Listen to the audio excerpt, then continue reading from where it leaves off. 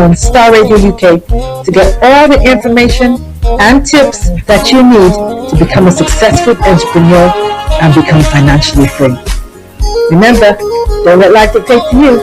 Rather, put your signature on life. Get ready for this. Hi everyone, it's your girl Bebe Clement, and thank you once again for joining us for today's show.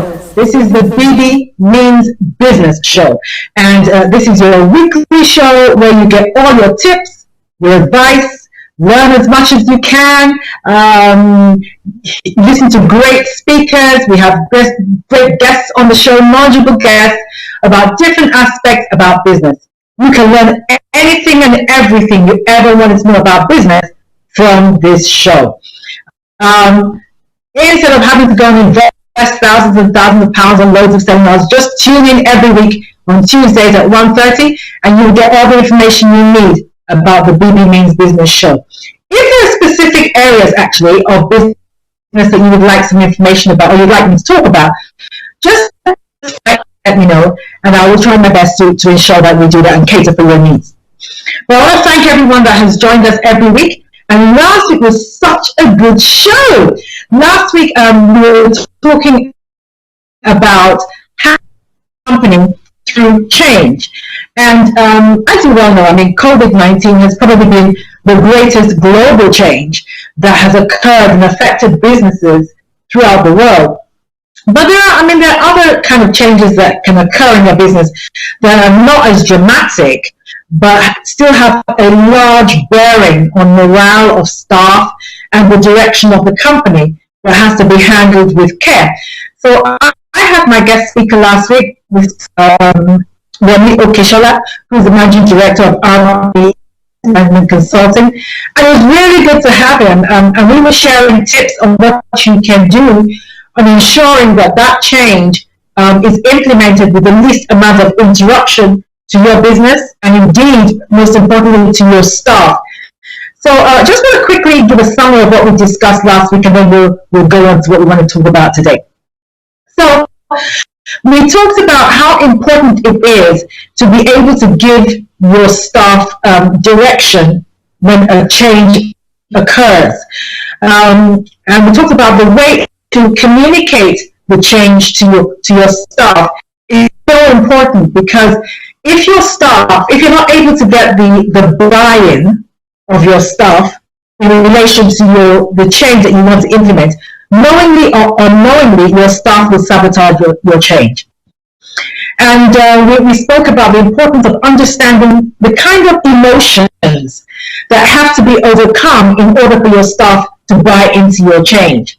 And those include things like staff are afraid, they're anxious, they're unsure of themselves, they don't know what role they're going to have to play in the new change, they're not even sure whether the change is going to be effective, and that kind of thing. What does it mean for them as individual employees?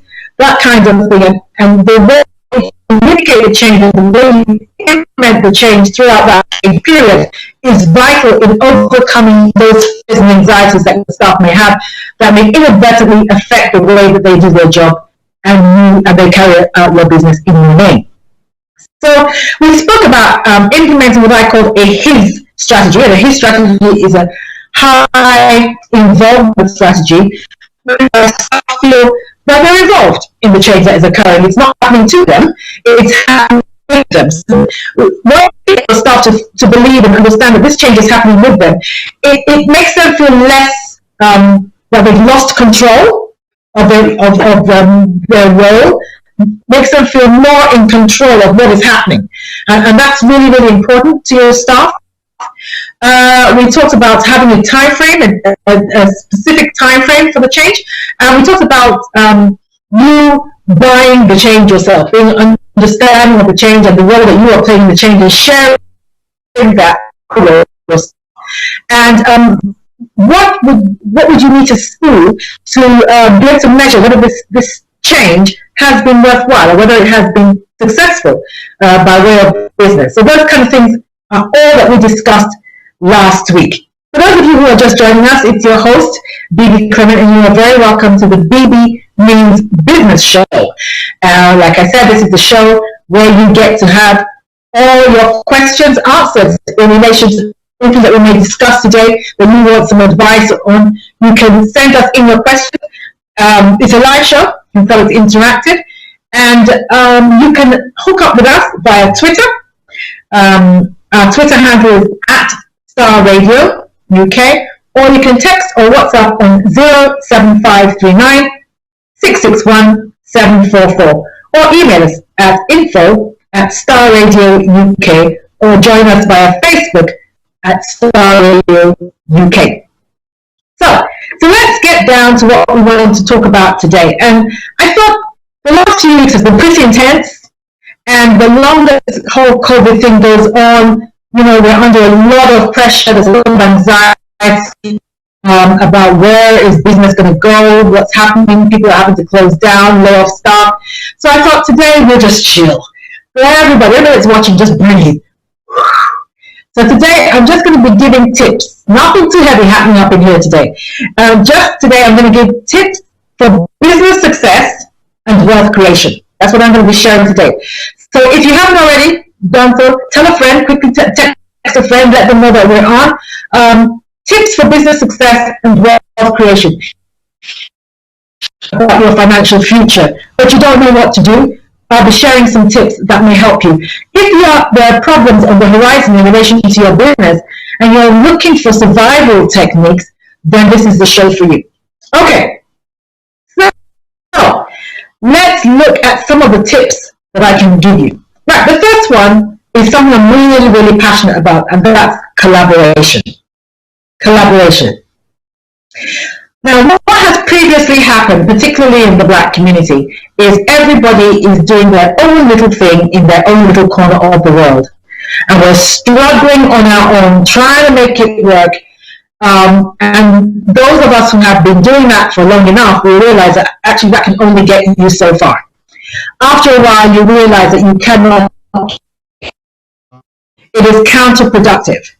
And so you need to be looking to be collaborating. You must be looking to collaborate. So I'm going to be giving you little tips on how you can do that. Now, a few years ago, I had a colleague who was a wedding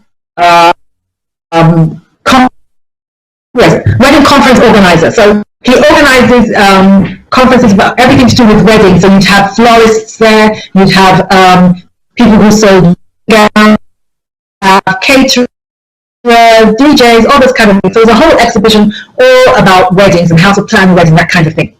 So he told me about it, and I'm a speaker, and weddings they're not my area of expertise, but it was going to be quite a large, prestigious event, and I'm a strong believer that you don't pass an opportunity. So I was thinking, how can I be relevant in this thing that he was doing? So I said to him, would you mind me speaking about marriage? Because people spend a lot of energy preparing for the wedding, but the wedding is only one day. After the wedding, you go to marriage. And I've always felt that if people spent more time, or as much time as they do in planning the wedding, on actually planning the marriage, they will probably have more successful marriages and less divorces. So I said to him, can I just do a 10-minute slot? I don't need more than that. Can I just do a 10-minute slot on tips for a successful marriage within the first 5 years? Something like that. So I was like, well, people are not really there to hear people speak, kind of thing. But I talked him into it. And in the end, he let me do it. And so I had also at his event, I had a stand, an exhibition stand, where I had my material, my DVDs, my CDs, that kind of thing. And so I gave this 10-minute talk. It wasn't anything heavy. It was just tips on things that I learned I wish people had told me in the early days of my marriage. And I just spoke on that. And I can honestly say it was the highlight of the event. People were just blown away. Now, the reason why I raised this is because that was an example of a collaboration. I don't normally speak about marriage, but he had experience he had a ready audience. They were the kind of market that I wanted to get into. And that gave me an avenue to get into this. So that was a brilliant collaboration. And of course, it made him look good because it was something outside the box. You don't usually hear that kind of thing at a wedding vision. So it was something different. So again, it was a conversation topic after the event for him. And a lot of people he told me, a lot of people came back to him and said, oh, that was really good. We really enjoyed that. Could you do that at the next event? So that's a collaboration. Now, collaborations don't necessarily have to be that large or or like that. They can be something really simple. So it might be that you have a flyer, and let's say you're a lawyer, and you have the same client base as accountants. So it might well be that on the flyer, you have your details, you have your marketing material, so Augustine listed, and on the back of the flyer, somebody else, one of your colleagues who owns an accountancy firm, has their details as well. So you get to pitch to their clients, they get to pitch to your clients, and it's not cost either of you any more than it would normally do if you did one. In fact, if you put monies together, it would cost you even less. And then the advantage of that is somebody who perhaps wasn't necessarily thinking about a solicitor, was just thinking about an accountant, will see that and think, oh yes, well actually I do need a solicitor as well, and then we'll call you for your services. So that's an example of collaboration. Collaborations are very, very important, and we must get into the habit of doing that. I encourage you to start thinking strategically about your business and start thinking, who can I collaborate with?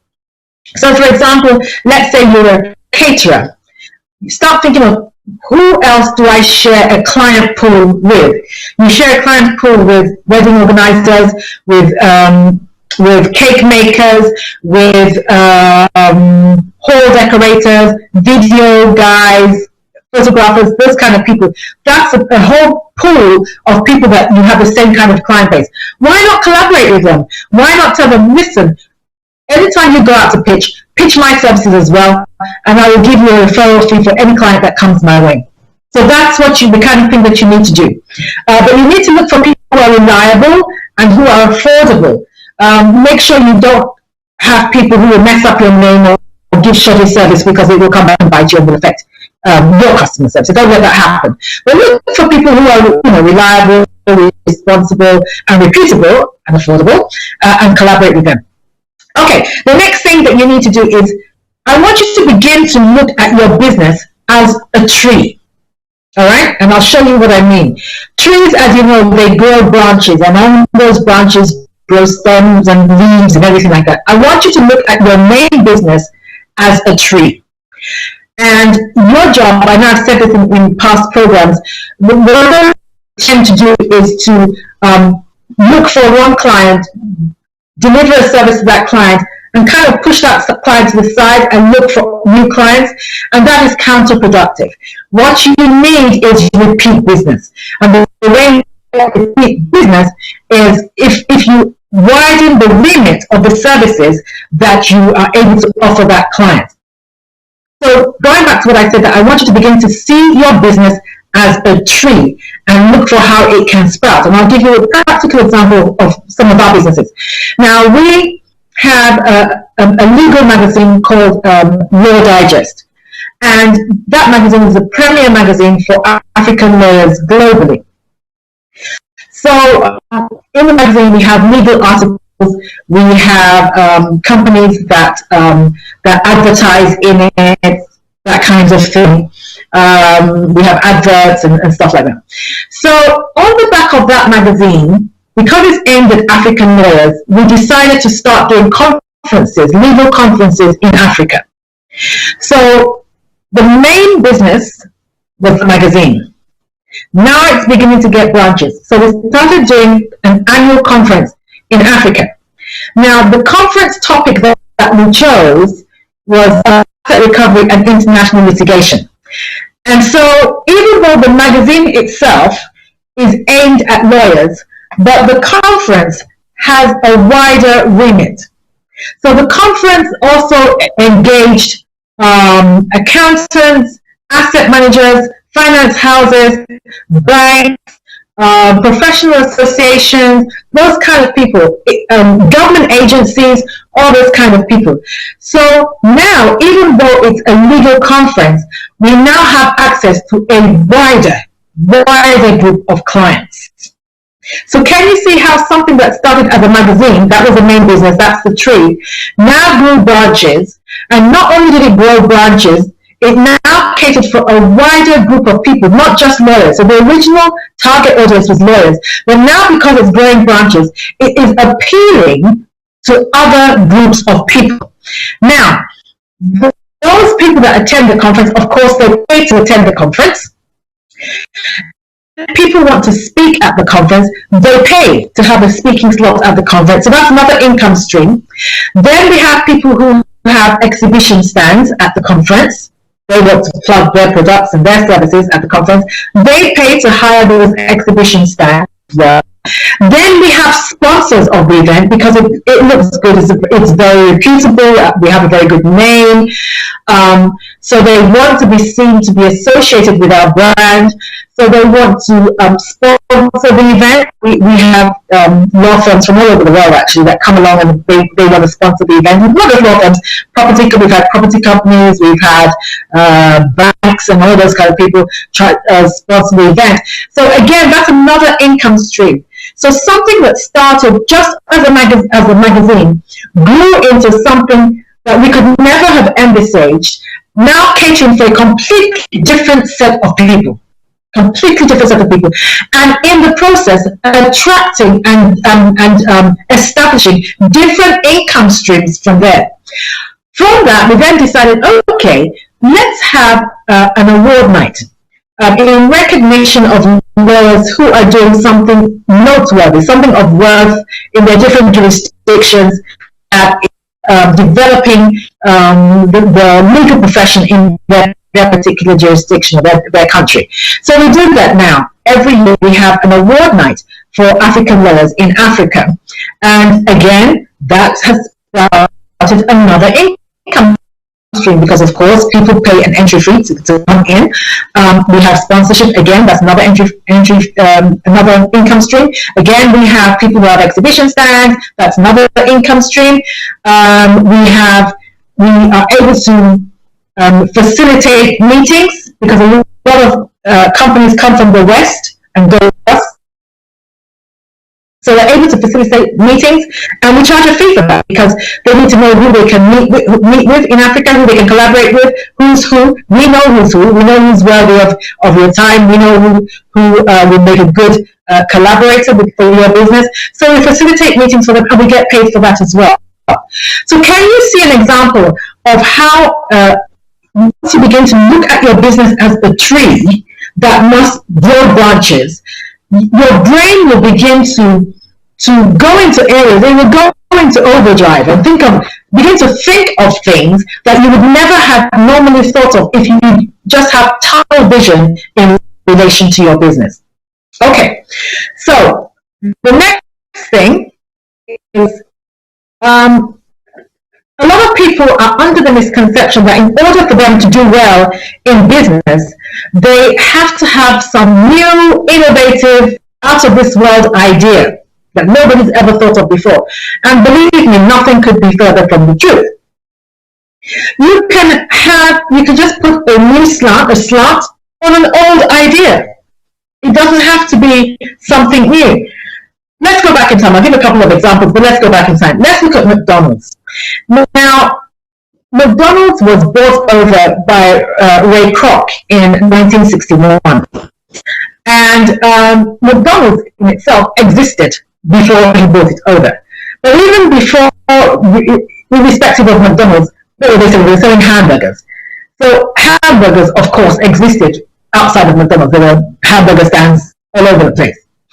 But one of the things that Ray Kroc did was he brought in the ethos of consistency in the McDonald's brand. So his idea was that whether you go to a McDonald's in London, or whether you go to a McDonald's in Paris, or whether you go to a McDonald's in America, whenever you order a particular product, it should look the same. That's what he wanted, because until Ray Kroc did that, that wasn't what was happening. If you asked for a beef burger, you're not sure you're going to get hit, and there was no uniformity. But he brought in the ethos of consistency and uniformity. And that is what took McDonald's global. And that is what has been responsible for its global appeal and its success. So the point I'm trying to make is that hamburgers existed before Roy Kroc came along. He didn't, invent the hamburger, but he just put a new slant on an old product or an old concept. Okay, so that's what you need to be able to look at. How can I do something differently as opposed to how can I do something new? It will save you a lot of time, to be honest, if you're able to do that. Now, you must establish your USP, and you've heard me speak about USP before, your unique selling point. And your USP is this. This is how you establish it. If 2 or more people are selling the same thing, what would make them buy from you rather than buy from me? In other words, what differentiates you in the marketplace? What makes you stand out? What will give you that little bit of in the marketplace? Now, I'll share a couple of my USPs. One of my USPs is the fact that, one, I'm a black woman speaking about wealth creation and entrepreneurship. There are not a lot of black women, not a lot of women, for the start, and definitely not a lot of black women that are occupying my space. So that is my USP. And in this, I have found, particularly in this moment that we're in, this era of Black Lives Matter, suddenly people who would not have given me the light of day, maybe a year ago, maybe even 6 months ago, are suddenly back and wanting my services, are willing to pay, pretty much asking me to name my price, because that is my USP. My USP is that I'm a black woman in the speaking industry, and I speak about wealth creation, and I speak about leadership, that kind of thing. And so now that they need that, they're banging on my door. So you need to look at what makes you different, what differentiates you. And can I say this? Often when I say this to people, people think I'm talking about price. That's not what I'm talking about. When it comes to competition in the marketplace, you don't necessarily have to compete on price. If you are a service that adds extra value to people's lives, they are willing to pay for it. It really doesn't matter whether it is just that little bit more expensive. There's nothing like a product that's too expensive. There's nothing like that. You just have to find your client base. There's nothing like a product that is too expensive. So that's about your USP. So let's talk about learning to communicate. Now, you know, I've done about this a lot, but I do that for a reason. As a business person, you must learn to communicate well, particularly in public, about your products and your services. You must learn to communicate clearly, confidently, and consistently about your products. You must be able to do that. Speak in a manner and in a language that your target audience will understand. When I say a language, I'm not talking about whether it's English or Russian or that kind of thing. Speak in a manner that caters for your clients, whoever your target audience is. So speak in a manner that influence them, because that's what we're doing now, influence them into buying your products or your services. If, for instance, you are speaking to young people, then speak their language. All right? Go to where they are on the internet, that kind of thing, but speak their language. If you are speaking to single parents, for instance, if your product caters for single parents, then speak the language of single parents. Okay? So that's the kind of thing. You need to be able to speak confidently about your product. So in order to speak confidently about your product, you must understand your product inside out. You must understand your industry inside out. Don't be the kind of person where I ask you 3 questions about your product and you're umming and you're ahhing and you're telling me you'll get back to me. That does not breed confidence. So you must know your industry inside out. You must be convincing enough to influence me to go and buy your product. You must be convincing enough, and you must be consistent. Your message must be consistent. If you are promoting a high ethos of customer service, then that customer service must be consistent. You mustn't keep falling down on dropping the ball where your customer service is concerned. Okay? So those are the kind of things that you need to do. Now, you need to be a spotter. You need to be a trend spotter. Now, what do I mean by this? I think entrepreneurs are visionaries. I really do. They see what other people don't see. And they're not locked into the moment. You see, a lot of people still dealing with the past. And I'm speaking not just generally with life, but that is true of life, but also in business. Oh, this is the way we've always done it. This is the way we've always done it. So they're locked into that mindset. Others can only today. So, well, this is how we're doing it now, so we'll keep doing that. But I think that real entrepreneurs that have that spirit, that real spirit of entrepreneurship, they're visionaries. They're not really concerned. Well, definitely we've let go of yesterday already, but they're not really concerned themselves with what's going on now. They're looking at what is the next great thing. What are people going to want in the next 5, 10, 15 years? And they're already creating it. They're already creating it. That's what they do. That's what entrepreneurs do. So you need, if you're going to be an entrepreneur, you need to develop the skills to be a visionary, to see beyond right now. Okay? To see beyond what people think that they will now. And sometimes part of being a visionary is being able to tell people what they need, because sometimes people don't know what they need. I remember reading something by Henry Ford, and Henry Ford was saying, if I had asked people what they thought they needed by way of transport, they would have told me that they needed faster horses. Because at that time, the main mode of transport was horses. So he said if he had asked people what they wanted or what they needed, they would need faster. But that's not what they needed. They needed a completely different mode of transport. That's what he honed in on. While his counterparts were looking as to how to improve the whole horse riding experience, he was looking at a completely different mode of transport, and that's what he went after. All right, I'm going to take a break here. I want to come back to that point. I haven't finished that point. I do want to come back to that in a minute. But again, just to let you know that you can get in some questions. Some questions have come in already. But please do, when you're getting your questions, you can ring us on 07539 661 744. Send us an email at info@starradio.uk, and we'll be sure that we answer as many questions as possible after the break. So like I said, this is very laid back day today. So just grab your Coke or grab your tea and biscuits, and I'll meet you here after the break. Don't go away. Hi everyone, it's your girl Bebe Clement, the author of How to Go from Employee to Entrepreneur, and the host of your weekly business show, Bebe Means Business, the show where we discuss everything you ever wanted to know about business but you were afraid to ask. How do I start my business? How do I raise the finance? How do I grow my business? Where am I going to find my customers? Join me every Tuesday at 1:30 p.m. on Star Radio UK to get all the information and tips that you need to become a successful entrepreneur and become financially free. Remember, don't let life dictate to you. Rather, put your signature on life. Get ready for this.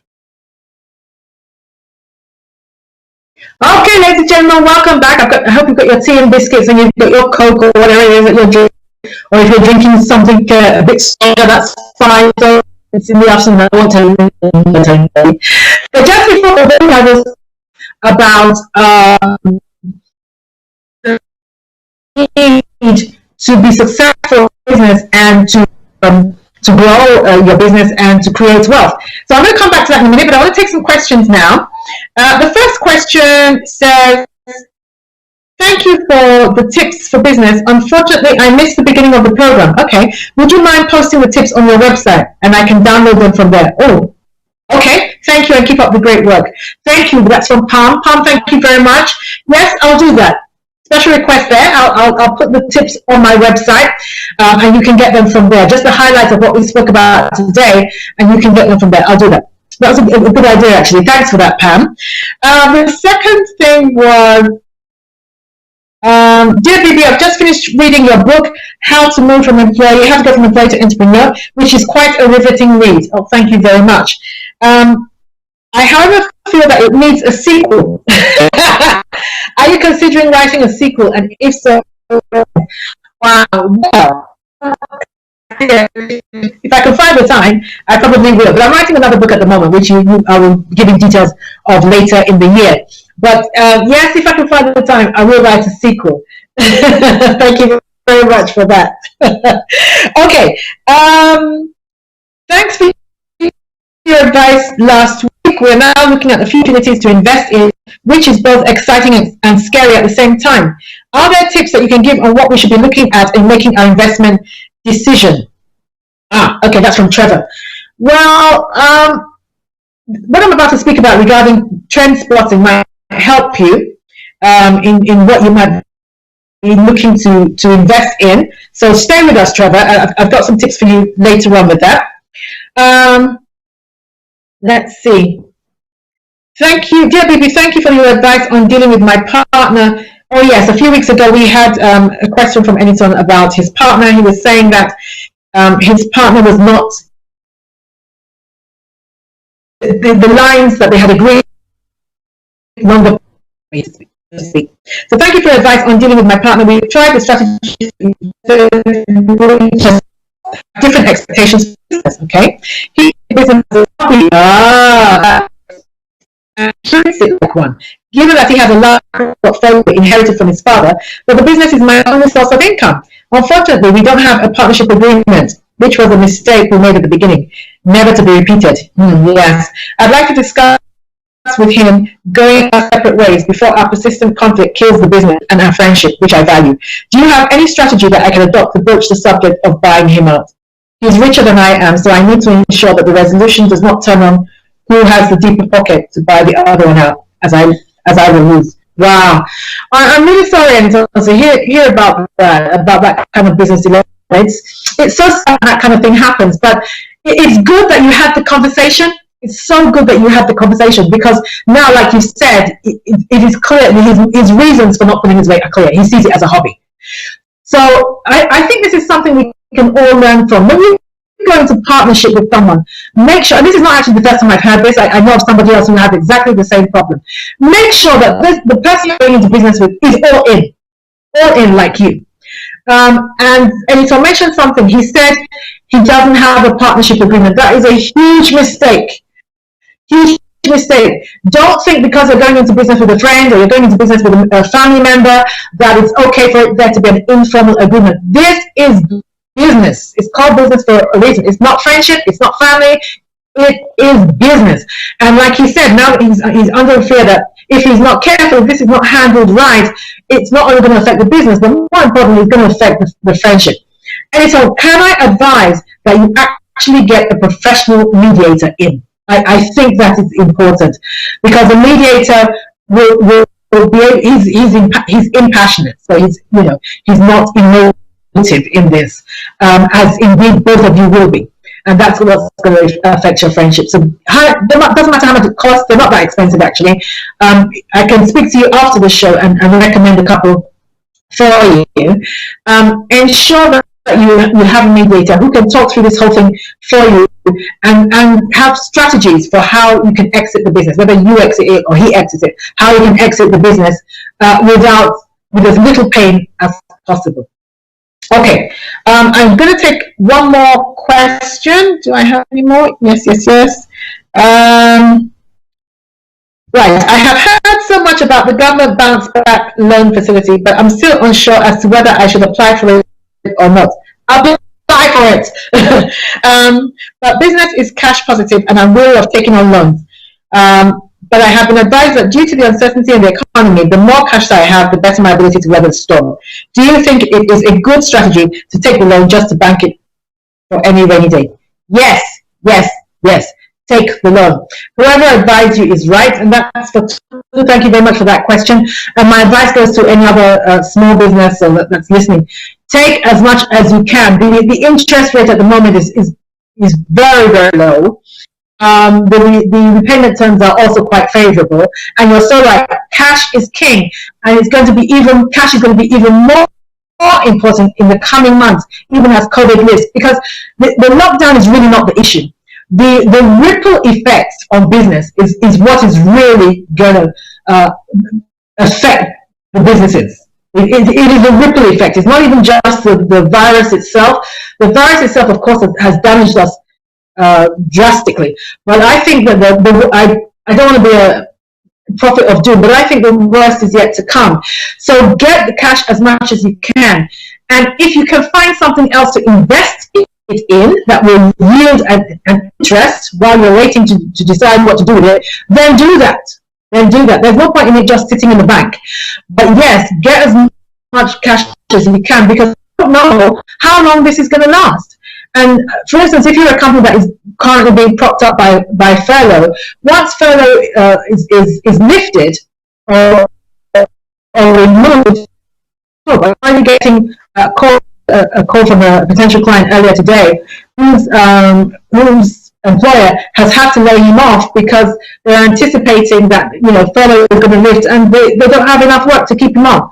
So you need to grab a hold of that loan if you can. Like I said, the rates are pretty favorable, and it's not the repayment arrangement is also not cumbersome. So yes, go get it.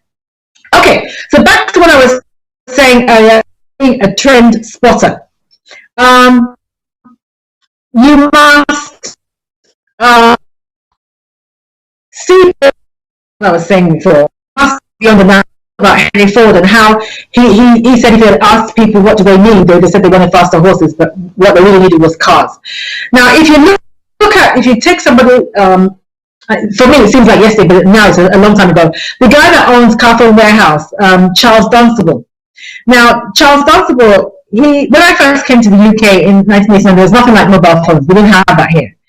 And I think about a year later, he went to, I think he said it was Norway, and he saw people with mobile phones. Now, mobile phones at the time were only owned by companies or industries, and they were very large things. There was nobody operating in the personal telephone space. So he saw them in Norway, and he thought, wow, this technology is really going to catch on. So he bought a dozen, and he came back to the UK. And at the time, because other people were not visionaries, it took him, I think he said it took him 6 months to sell just 12 handsets. But after a while, people began to see the importance of this technology, that, man, I can make phone calls on the go, because prior to that, if you were out and about, you had to queue up in the telephone booth. I mean, it seems alien to our children now, but that's what used to happen. You had to wait outside the telephone booth for somebody to use it if you were out and about, because there was nothing like a mobile phone. But he was a visionary, and he knew it was going to catch on. And so he started buying mobile phones. And then after a while, he set up Carphone Warehouse. And Carphone Warehouse was sold, I think, for 1.3 billion, 1.2 or 1.3 billion, which made him one of the richest men in the UK. Why? Because he was a visionary and he was looking towards tomorrow. So as an entrepreneur, that's what you need to be doing. Now, I want you to also make sure that you're networking. And when I say networking, I don't mean in this situation, I mean I've done a show on networking and I gave tips on how to network. But I mean join networking groups. Don't just attend networking events, but actually become a member of a networking group. It shows commitment, and where there's commitment, people are more likely to help you. Another kind of networking group that people often don't think about, but I think is vital, and I run one, is a mastermind group. Now, a mastermind group is really just where a group of people, in the business context, a group of business people come together and they put minds together and they just problem solve. So the one that I lead, we meet every 2 weeks and we meet for an hour. We have 10 members. And it's not like a networking group where you're looking for business. That's not what we're doing, although inevitably you will get business as a result. But what we do is we problem solve. So each person says, what issue that they're dealing with in their business right now, and all the other members help them solve it. So it might be you want to expand into a particular area that you know nothing about. Somebody else knows somebody in that industry, they will connect you, they give you their details. It might be that you're revamping your website, you're not sure what to put on it. We all have a look at the website, we all give our opinion, and you will amend your website based on what we've said. Those kind of things. So a mastermind group, look around, go online. A mastermind group is vital for people who are serious about business, because business can be lonely and you don't have all the answers. So being around people who are going in the same direction as you is an advantage, but people who can sharpen your iron and you can do the same to them is so crucial to your business success. So ensure that you network and join a mastermind group if you can. I mean, there's so many advantages. You get industry tips. Of course, your knowledge increases. Opportunities arise. There are opportunities that happen that we don't bring to the public domain. We don't. We just do it amongst ourselves. So you get, I don't use the term insider information, but you get information that's not necessarily available to everybody. And those bits of information can make or break your business and can catapult you into business success. So it's important that you're around the same kind of people who are going in the same direction as you. Okay. And again, because you don't know who they know, when you look at somebody, don't see just them. See a whole network. See them as a door, because you don't know who they know. You don't know who they know. I mean, some of them, the people that I've met that you would not think have major connections, their network is unbelievable. Unbelievable. I remember last year there was a lady I knew who heard me speak somewhere, and she was really impressed with the way I spoke, and she said, "There's somebody I need." I mean, there's nothing majorly fantastic about it. She said, "There's somebody I need to meet." The person she introduced me to, oh my God, the network that guy had, and he opened a whole door to me in Africa, where my services probably would never have been heard of. My association with him has opened all kinds of doors for me. So yes, it's really important. Okay, now you need to keep your overhead low and your profit high. Keep your overhead low and your profit high. I'm always thinking of what can I do without? What can I do without? What can I remove by way of cost? So if you're just going into business, for instance, you need to be cutting out your overhead as much as possible. So look at something like Uber. Uber does not own, even though it's a taxi company, Uber does not own a single taxi. Now, they could have done it the traditional way and gone and bought a fleet of taxis, but they do not own a single taxi. Airbnb, that provides space for places where you can stay, short stays in different countries, and for your traveling and stuff like that. They don't own a single hotel or a single B&B. They don't. So their overhead is minimal. Minimal. So once your overhead is minimal, that means the more money you get to keep. So you need to be looking at ways in which you can do business that keeps your overhead low. Take a leaf out of their book. Make your business one that provides a platform. So think about that. I don't know what it is that you want to go into. It might just be cakes. Let's say cakes. You want to be selling cakes. Perhaps just providing a platform for different people to be able to showcase their cakes is what you need to be doing, rather than going to get a shop where you have to have customers come to your shop to order your cakes. That kind of thing. So that's keeping your overhead low and your profit high. Now, this is an important one, I think. Connect with young people. Connect with young people. Now, this is important, particularly if you're anything over 40, I would encourage you to do this. Because let me tell you, if you haven't noticed already, the kind of of world that you think you are in and the kind of world that actually exists by way of the experience of these young people is totally different. The world as we knew it has disappeared almost. It has disappeared. The things that these young people, I was speaking to one of my mentors this week, and we were discussing this. The things that these young people are doing, but specifically by way of technology, is scary. You know, the whole concept of you slugging away for years and years and years at your business idea is becoming alien to them. There was my mentor was telling me about a young lady that she knew who was in her early 20s, who was trying to get a job. I think she studied architecture and she was trying to get a job, but she couldn't. So in the meantime, in her spare time, she's very fashionable. So she has these crazy hairstyles and she's very fashionable. So she likes to take pictures. So she'd take pictures and she'd post them, and then she'd go somewhere and talk about where she was, and then talk about the clothes that she was wearing, and, you know, online. She was doing this on Instagram and online. And one of the major companies, I'm not going to mention the name of the company, contacted her because they could see her. I mean, her followership was ridiculous. I mean, she now have about 100,000 people, I think, following her. And all she's doing is taking pictures of herself and speaking about the places that she goes to, because she travels a lot. She likes traveling. So they contacted her and said they would like, could they collaborate with her? Because collaborating with her means that they now have access to 100,000 people. And so they did. They collaborated with her. Now, I know another lady who had, I think, about 1,000, 2,000 followers with what she was doing, and then she sent the details of what she was doing to one of these internet influencers, and that one put her on his platform. A minute put her on his platform, that was it. Her followership grew by about 80,000 in a week because he was an influencer, and he was a door. He opened her to a world of people that she would never normally have met. So connect with young people.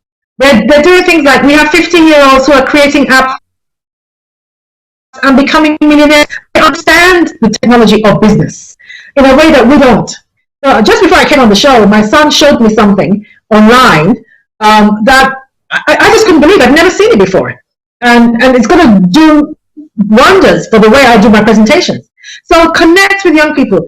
Get a group of young people, maybe 3 or 4 of them, and walk them through your business. Show you what is antiquated in your methodology. Let them show you what they don't even understand in your methodology or in your marketing. Let them show you what today's or tomorrow's client is going to be looking for, so that you can grow. The concept of this is how it's always done, that's not going to work anymore. You've got to be able to evolve. You've got to be able to change if you're going to survive and thrive. Okay, ladies and gentlemen, I'm going to bring the show to a close, but I just want to end with this. One of the things that you need to do is you need to build a good reputation in your business. Your customer service must be top-notch as a given, not as an add-on, as a given. It must be top-notch. But more importantly, you must have integrity in your business. Because integrity in business goes to trust. And trust is a greater currency than money when it comes to business. It goes to trust. So you must have integrity. People must be able to say, if I give my business to Bebe,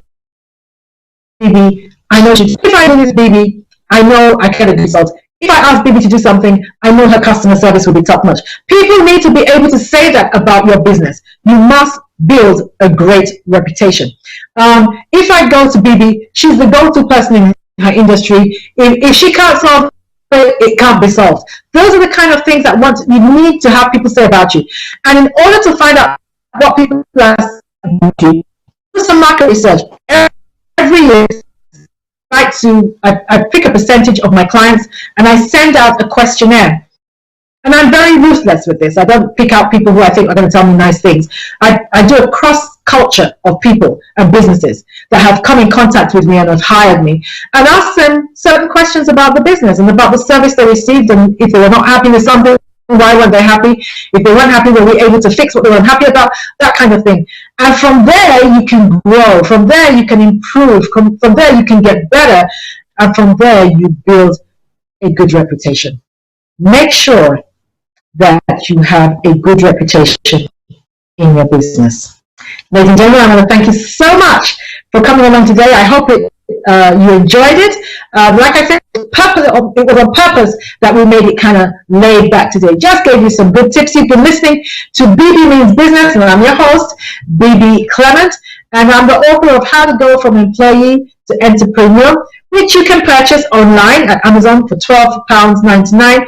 Or if you go to my website, you can also get it for the same price there. My website is www.bbclement.com. And just like Anytime said, I will have the tips that I shared today. I will have them on the website during the week, so you can go and have a look there and you can refresh your memory. But we also do send out the podcast as well. So if you'd like me to send you the podcast, just email me at bb@bbclement.com. Ladies and gentlemen, have a great week. Stay safe. Go make some money. Remember, don't let life dictate to you. Rather, put your signature on life. Hi everyone, it's your girl Bebe Clement, the author of How to Go from Employee to Entrepreneur and the host of your weekly business show, Bebe Means Business, the show where we discuss everything you ever wanted to know about business but you were afraid to ask. How do I start my business? How do I raise the finance? How do I grow my business? Where am I going to find my customers? Join me every Tuesday at 1:30 p.m. on Star Radio UK to get all the information and tips that you need to become a successful entrepreneur and become financially free. Remember, don't let life dictate to you. Rather, put your signature on life.